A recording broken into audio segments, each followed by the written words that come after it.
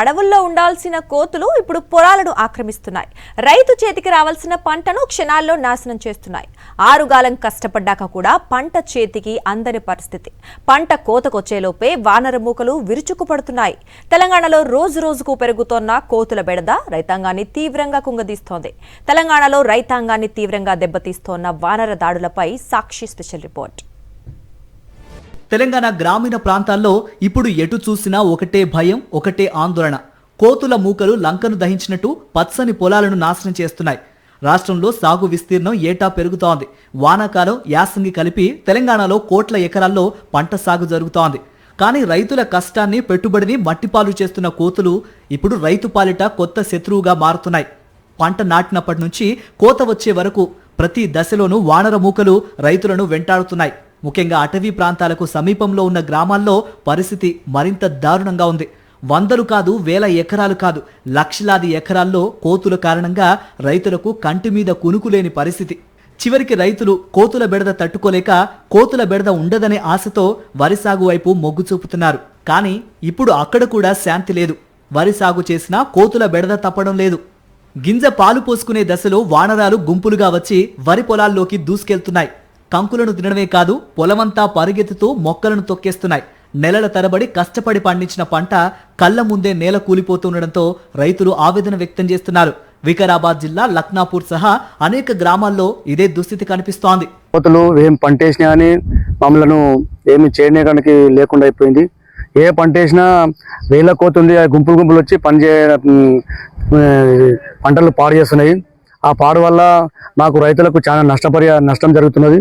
మీ government ఏం చేస్తుందంటే ప్రత్యామ్నాయ పంటలు వేసుకోండి, మీరు వరి వేయకండి, అదే ఇవి వేయకండి, అవే వేయకండి అని చెప్తే మాకు తప్ప ఇంకా వేరే మార్గమే లేదు. ఏ కూరగాయలు పెట్టినా, ఏ పత్తి పెట్టినా, మక్కలు పెట్టినా, ఏది పెట్టినా కోతుల బెడద కోసానికి మొత్తం సర్వనాశనం చేస్తున్నాయి. వ్యవసాయం చేసే ప్రసక్తే లేదు. కోతుల గురించి కోతులను తదితరులుగా మా ఊరు నుంచి పారదోలితే మంచిగా ఉంటుందని మా యొక్క మనవి. వరి వేస్తున్నాం, దిగుబడి వెళ్తలేదు. కూరగాయలు వేస్తామంటేనేమో కోతుల బాధ.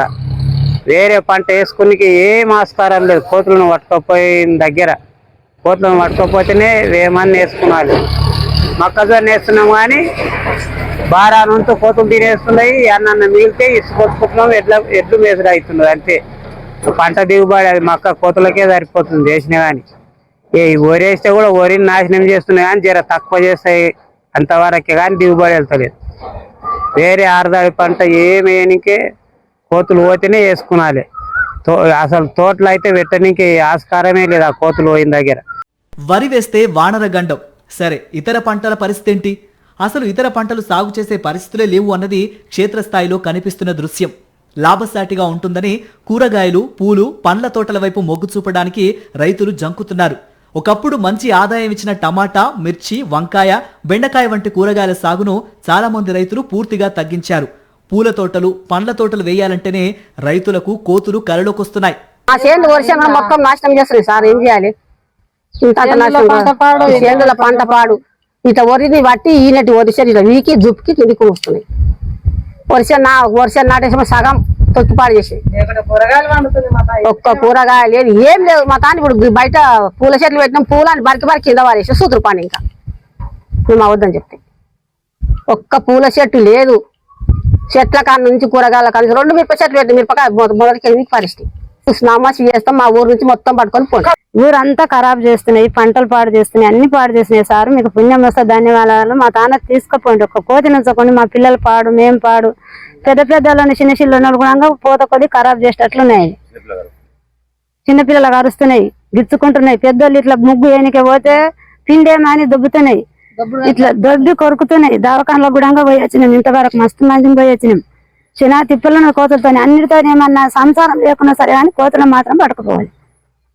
ఒక పూట అన్నం లేకున్నా సరే మాకు బతుకుతాం, కూలి చేసుకుని అన్న కానీ ఆ కోతులు మాత్రం బతకపోవాలి. కూరగాయల తోటల్లో కోతులు చేసే విధ్వంసం అంతా ఇంతా కాదు. పూల తోటల్లో మొగ్గలను తుంచేస్తాయి. పండ్లను తినేదానికంటే పాడు చేసేదే ఎక్కువ. చెట్లపైకి ఎక్కి కొరికి పడేయటం, పండ్లను చెల్లాచెదురు చేయటం వల్ల రైతులకు భారీ నష్టం వాటిల్లుతోంది.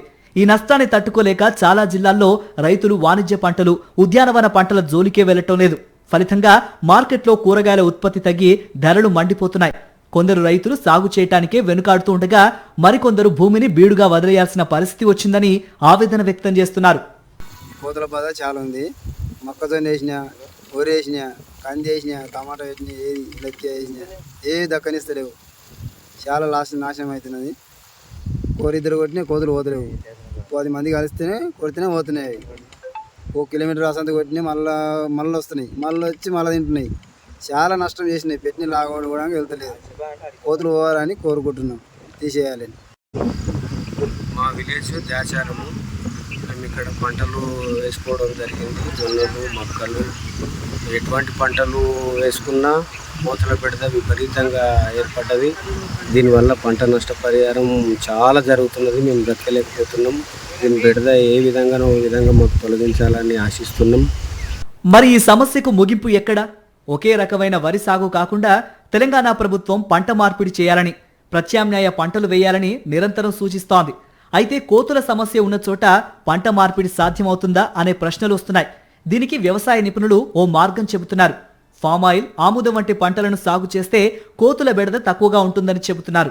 ప్రాంతానికి అనుగుణంగా పంటల ఎంపిక చేసుకుంటే రైతుల నష్టాలను కొంతమేర తగ్గించుకోవచ్చని సూచిస్తున్నారు. పంట మార్పిడి ఏదైతే మనం ప్రోత్సహించాలనుకుంటున్నామో, పప్పు దినుసులు కానీ నూనె గింజలు కానీ ప్రోత్సహించాలనుకున్నప్పుడు వాటికి సేఫ్టీ ఉండాలి. రైతులు అదే ప్రశ్నిస్తున్నారు. ఇప్పుడు మీరు వరి వద్దు అంటారు. వరిని కూడా కోతులు, ఇప్పుడు ఇటీవల వరికి ముప్పు లేదు, కోతుల బెడద చివరికి వరిని కూడా తాకింది. వరి పొట్ట మీద ఉండి ఒక పాలు పోసుకునే టైంలో అవి వచ్చి మొత్తం పీకేసి అలా చిన్న ఒక డ్రాప్ పాలు వస్తే అవి తింటున్నాయి. అంటే ఈరోజు తెలంగాణ రాష్ట్ర ప్రభుత్వం ఆయిల్ పామ్ కల్టివేషన్ని ఒక పెద్ద ఎత్తున ప్రోత్సహిస్తున్నది. దానికి కోతుల బెడద ఉండదు, అడవి పందుల బెడద ఉండదు, నెమళ్ళ బెడద ఉండదు, ఏది ఉండదు. ఒక నీళ్లు మంచిగా చక్కగా, ఎట్లాగో తెలంగాణలో వాటర్ సమస్య లేదు, గ్రౌండ్ వాటర్ బాగుంది కాబట్టి. సో వరి వేసే ప్రతి ప్లేస్లో మాకు ఈ ఆయిల్ పామ్ వేసుకోవచ్చు. ఆయిల్ పామ్ ఒక్కటే ఇప్పుడు మనకు కనిపిస్తున్నది కోతుల బెడద లేనిది. ఇది క్యాస్టర్ కూడా కోతులు ఏం చేయవు. కోతులు బెడద లేకుండా ఉండే ఆయిల్ సీడ్స్లో ఒకటి ఆయిల్ పాము, ఒకటి ఆముదాలు. తెలంగాణలో ఉద్యాన పంటల సాగు గణనీయంగా తగ్గుతున్నట్లు తాజా గణాంకాలు చెబుతున్నాయి. ముఖ్యంగా కోతుల బెడద వల్లే ఈ సాగు విస్తీర్ణం తగ్గుతోందని నిపుణులు చెబుతున్నారు. 2013-14లో రాష్ట్రంలో మొత్తం 19,82,000 ఎకరాల్లో ఉద్యాన పంటలు సాగు కాగా 2024-25 నాటికి అది 12,46,000 ఎకరాలకు పడిపోయింది. అంటే దాదాపు 7,36,000 ఎకరాల మేర సాగు విస్తీర్ణం తగ్గింది. అత్యధికంగా పండ్ల తోటల సాగు క్షీణించింది. 2013-14లో 9,11,000 ఎకరాల్లో ఉన్న పండ్ల తోటలు ప్రస్తుతం 4,48,000 ఎకరాలకు పరిమితమయ్యాయి. అలాగే కూరగాయల సాగు 5,52,000 ఎకరాల నుంచి కేవలం 1,02,000 ఎకరాలకు పడిపోయింది. పూల తోటల సాగు కూడా భారీగా తగ్గింది. ఒకప్పుడు 17,000 ఎకరాలకు పైగా ఉన్న పూల సాగు ఇప్పుడు 6,000 ఎకరాలకు పరిమితమైంది. మరోవైపు ఆయిల్ ఫామ్ సాగు మాత్రం గణనీయంగా పెరిగింది. 33,000 ఎకరాల నుంచి 2,43,000 ఎకరాలకు విస్తరించింది. ఇక మసాలా పంటల సాగు కూడా 1,52,000 ఎకరాల నుంచి 42,000 ఎకరాలకు తగ్గింది. మొత్తం మీద తెలంగాణలో ఉద్యాన పంటల సాగు విస్తీర్ణం తగ్గటం రైతులు ఎదుర్కొంటున్న కోతుల సమస్యకు అద్దం పడుతోంది. కోతుల బెడద నుంచి పరిష్కారం కోసం కేవలం పంటల మార్పిడి ఒక్కటే మార్గం కాదంటున్నారు నిపుణులు. సమస్యను శాశ్వతంగా తగ్గించాలంటే సమగ్ర చర్యలు అవసరమని సూచిస్తున్నారు. వానర దాడుల నుంచి ఉపశమనానికి శాస్త్రవేత్తలు 2 కీలక మార్గాలను ప్రతిపాదిస్తున్నారు. ఒకటి, కోతుల జనాభా నియంత్రణ కోసం స్టెరిలైజేషన్ కార్యక్రమాలు చేపట్టడం. రెండోది, వానరశాలలను ఏర్పాటు చేసి కోతులను అక్కడికి తరలించడం. ప్రభుత్వం, అటవీ శాఖ, వ్యవసాయ శాఖ సమన్వయంతో పనిచేస్తే సమస్య కొంతమేర నియంత్రణలోకి వచ్చే అవకాశం ఉందని నిపుణులు చెబుతున్నారు.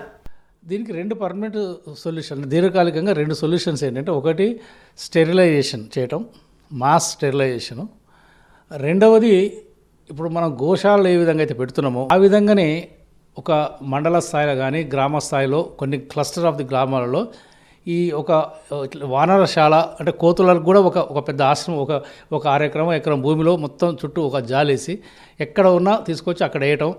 వాటికి కావాల్సిన మినిమం ఫుడ్ మనం సప్లై చేసి వాటికి స్టెరిలైజేషన్ ఇస్తే కనీసం ముందు వాటి యొక్క సంతతి ఉండదు. ఇక ఉన్న కోతులు చనిపోకుండా కనీసం కొంతకాలం బతికినంతకాలం బతికి బయటికి పోకుండా అటు జాలీలు పెట్టి ఒక ప్రొటెక్టివ్ సిస్టమ్ తప్ప దీనికి వేరే మార్గం లేదు. కోతుల సమస్య అనేది కేవలం ఒక సాధారణ ఇబ్బంది కాదు. తెలంగాణ గ్రామీణ ఆర్థిక వ్యవస్థను దెబ్బతీస్తున్న ఒక పెద్ద సంక్షోభం. రైతు పెట్టుబడి, పంట దిగుబడి, గ్రామీణ జీవనోపాధి అన్నింటిపైన దీని ప్రభావం స్పష్టంగా కనిపిస్తోంది. ఒకవైపు ప్రభుత్వం పంట మార్పిడిని ప్రోత్సహిస్తూ ఉంటే మరోవైపు వానర నియంత్రణకు శాశ్వత చర్యలు తీసుకోవాలని రైతులు డిమాండ్ చేస్తున్నారు. పంటలను కాపాడుకునేందుకు అన్నదాత చేస్తున్న పోరాటానికి పాలకులు ఎప్పుడు పరిష్కారం చూపుతారో చూడాలి.